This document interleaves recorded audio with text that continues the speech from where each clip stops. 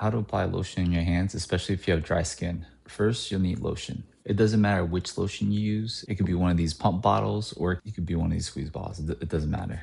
If you have sensitive skin, I do recommend seeing your dermatologist just to make sure that whatever lotion they give you is right for you. First, what you want to do is start pumping some of the lotion on your knuckles.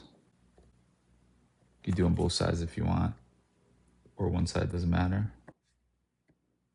Next, what you want to do is just kind of like rub them together on the side. Don't forget to get the inside. Don't forget to get the inside here.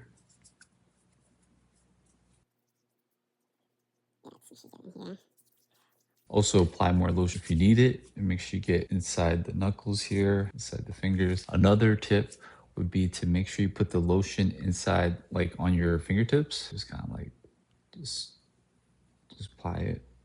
You don't have to do all fingers. Yeah, you don't have to do all the fingers. Apply the lotion, lather yourself up.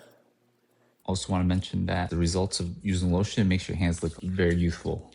And right away, you can see a drastic difference of what it looks like. Okay. I'm going to show you what the before and after looks like.